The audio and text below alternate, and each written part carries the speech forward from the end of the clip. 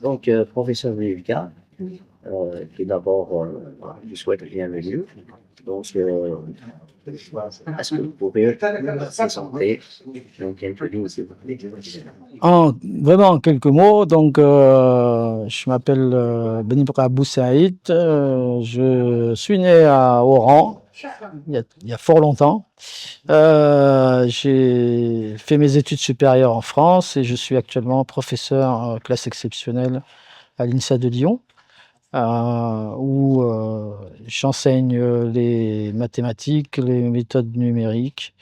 Et en termes d'activité de recherche, je suis impliqué dans des travaux reliés à la tribologie et à la mécanique du vivant.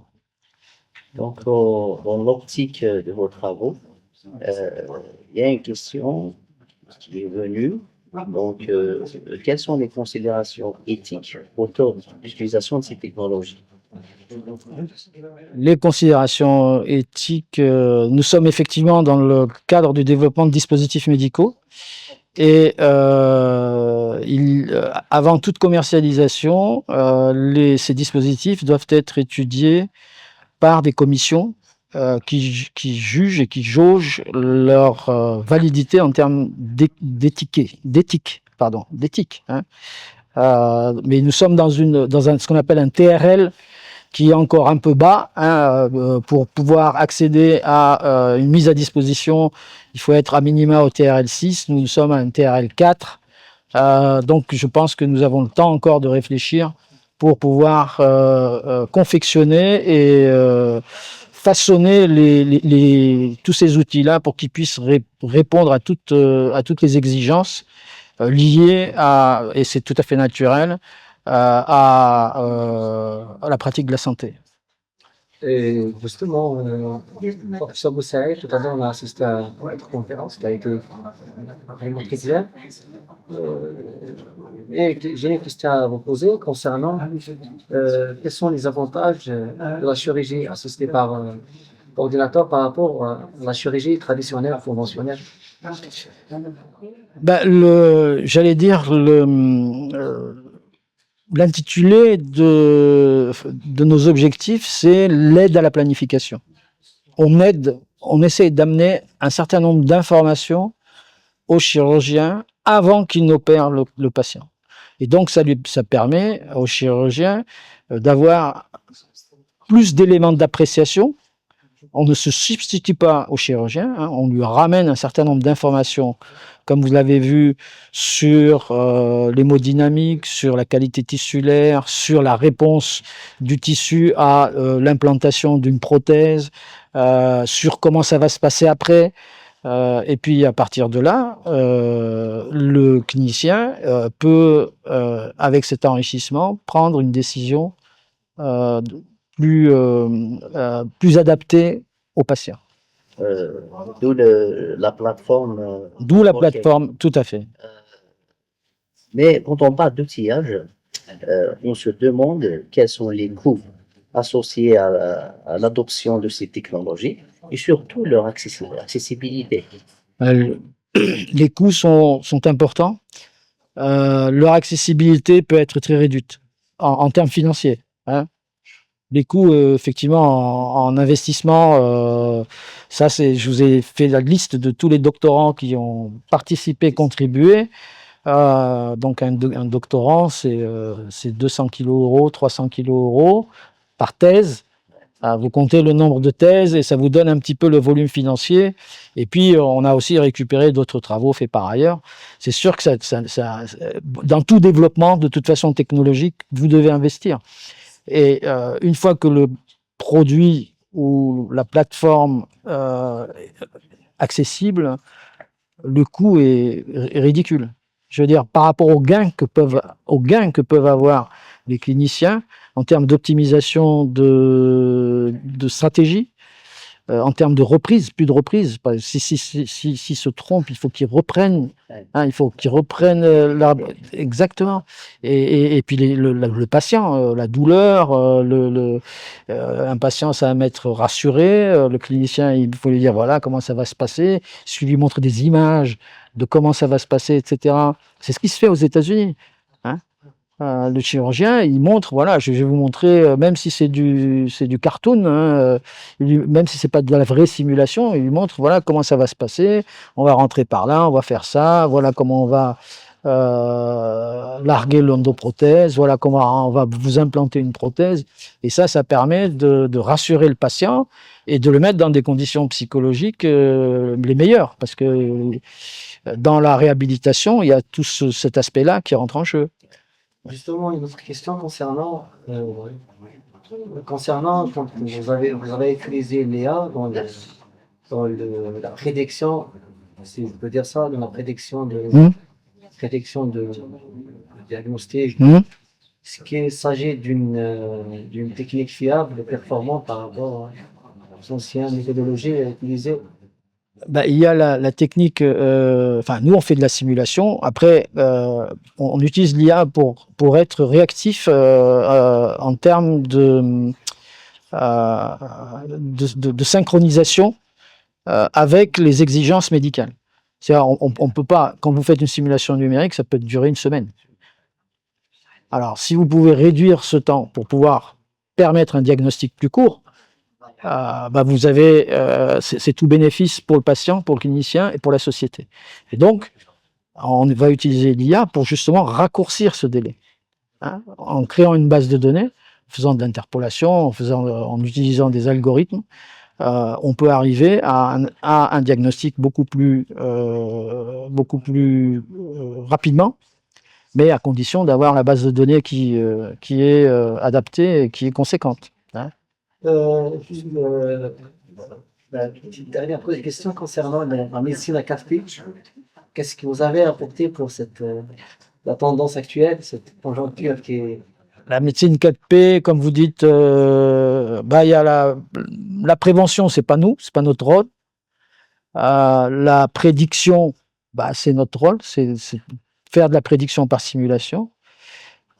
Personnalisation, c'est notre rôle, puisque on doit, à partir des données patients, on doit pouvoir réaliser de la simulation qui permettent de donner un aperçu sur l'état de santé du patient.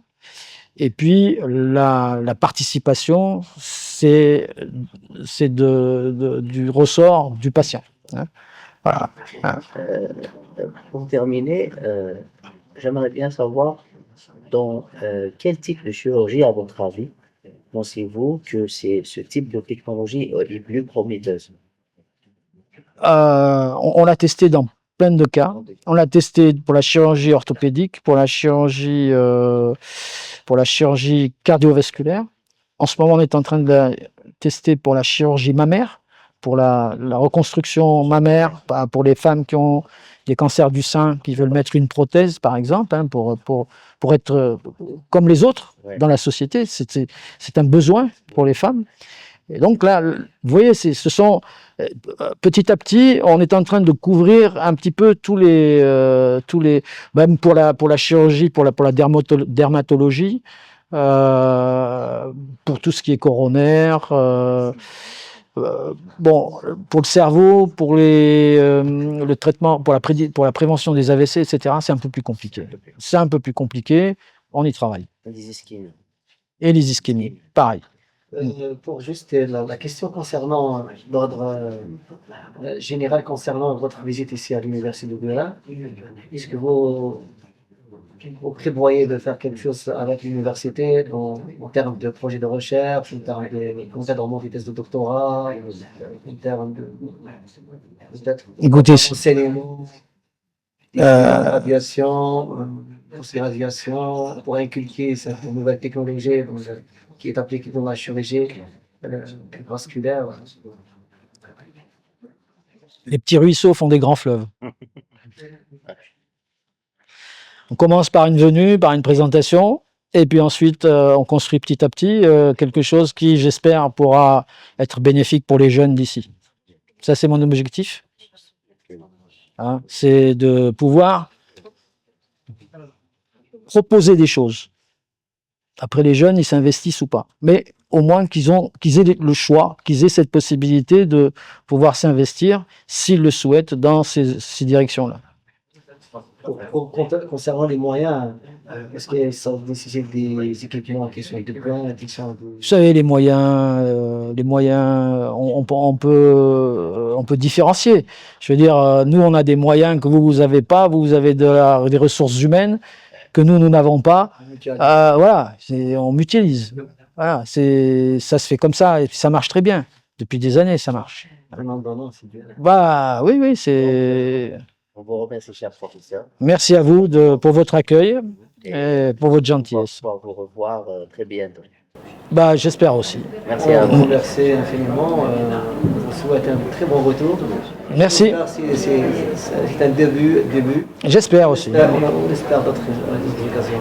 J'espère, Inch'Allah. Tout d'abord, un très bon séjour. Un très bon séjour, parce que on est lundi, je ne repars que mercredi. Voilà, donc, Hein, il reste encore 1 jour et demi. il faut bien profiter de votre visite ici. Donc, C'est Bouira, c'est la première fois que je viens, je eh connais ben, pas. Je connaissais pas. bienvenue, et Ouais. on va profiter de l'occasion de vous faire visiter un petit peu les alentours. Bah, je vous remercie d'avance. Merci à vous. Merci à vous. Merci.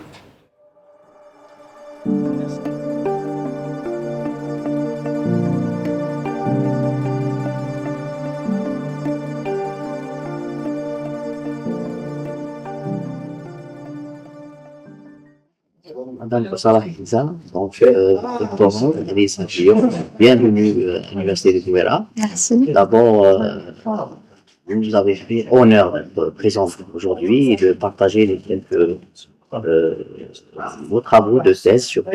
Donc, tout d'abord, avant de commencer, on aimerait bien vous connaître un peu mieux. Donc, si vous voulez, est-ce que vous pouvez vous présenter? Donc, commençons par l'obtention de votre bac jusqu'aujourd'hui. Donc, merci beaucoup pour l'invitation. Tout l'honneur est pour moi d'Acharaf Lia, le fait de présenter justement les travaux actuels. Donc, أنا اسمي كنزة أوسلاح et donc زدت في ولاية وهران وقريت في ولاية وهران وتحصلت على شهادة البكالوريا عام 2016. Et à partir de là, رحت لفرنسا pour entamer mes études en génie mécanique. Voilà. Donc, votre travail s'articule c'est-à-dire généralement, d'une façon générale, sur quoi exactement et surtout les objectifs. Donc, ça s'articule autour de la biomécanique. Donc, c'est une discipline qui lie un peu l'ingénierie, la mécanique, les techniques de calcul appliquées à la santé. Donc, on s'intéresse un peu aux problématiques de la médecine, donc aux pathologies cardiovasculaires en particulier. Et donc, l'objectif, c'est d'utiliser donc les techniques d'ingénierie et de calcul mécanique, donc pour développer des solutions de calcul et ce qu'on appelle des jumeaux numériques. Donc des jumeaux des patients et le fait de reproduire virtuellement des pathologies pour pouvoir les aborder et les traiter avec une approche purement mécanique et computationnelle. Justement, la question concernant vous êtes Oui, oui, Mathématiques. Oui. Oui. Après, vous avez touché à pas mal de disciplines. Mathématiques, de l'IA, de l'informatique, de la médecine. ça se rejoint un peu. Trouver des problèmes, donc vous avez confronté à Il veut dire qu'on vous a presque converti vers les sciences médicales. Voilà. Alors, oui, en quelque sorte. Après l'obtention du bac, bien sûr, il y a le dilemme médecine, ingénierie. Donc là, j'ai eu mon bac en mathématiques. C'est un domaine qui me passionne. Je ne voulais pas laisser tomber. Je voulais quand même que ma spécialité ait du sens et que les débouchés puissent permettre des intégrations sociétales qui ont du sens. Et donc, pour moi, la biomécanique, c'était un peu la discipline qui permettait justement de joindre en quelque sorte l'utile à l'agréable. Donc l'utile, dans le sens, c'est de l'application, donc je reste quand même dans un domaine purement technique, purement scientifique, et puis l'agréable dans le sens où on sent que ce qu'on essaye de faire, nos travaux de recherche, ce qu'on essaye de développer a un sens, aurait, Inch'Allah, pourquoi pas, un sens dans un moyen terme, et un impact direct sur la santé des patients et pourquoi pas l'enrichissement des techniques de médecine actuelles. Bon, vous avez vécu l'INSA, l'Institut national de sciences appliquées de Lyon. À votre avis, est-ce que les techniques que vous êtes en train d'utiliser actuellement, est-ce qu'elles sont applicables ici en Algérie? Est-ce qu'un Tout à fait. doctorant peut faire la même chose ici en Algérie? On peut développer cette discipline, cette branche facilement en Algérie, Tout à fait. concernant le côté équipement moyen.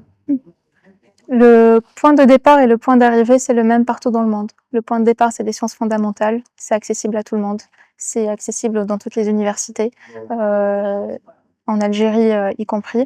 Le point d'arrivée, donc, c'est le patient, c'est toujours centré autour de l'être humain, et donc autant qu'être humain, on partage les mêmes caractéristiques. Donc forcément, surtout qu'aujourd'hui, avec l'essor des moyens de communication, il y a tout ce qui est open source, on arrive à l'accès à l'apprentissage, l'accès à la formation, l'accès aux technologies, elle est quasiment Des moyens pour tout le par monde. exemple, vous faites des simulations qui durent pendant, je sais pas, Oui. quels sont les moyens, les équipements que vous avez utilisés pour faire ce genre de simulation? Alors forcément, il faut des moyens un peu matériels, il faut des PC qui sont performants, il faut ce qu'on appelle des clusters qui sont des centres de calcul qui doivent être performants. Encore une fois, ça se résume à avoir grossièrement un ordinateur assez puissant pour pouvoir faire les calculs. Après, bien sûr, il faut aussi utiliser des logiciels commerciaux, donc il faut acquérir les licences. Après, ce qui est bien de nos jours, c'est que quand c'est dans le domaine de la recherche et dans le domaine académique, il y a des propositions de licences gratuites pour étudiants académiques. Donc tout ce qui est en rapport, encore une fois, avec l'académique et le domaine de la recherche, c'est accessible pour tous, et je le pense vraiment. Ok, on vous remercie beaucoup. Merci beaucoup. Merci à vous. On aura l'occasion de vous revoir. Inch'Allah.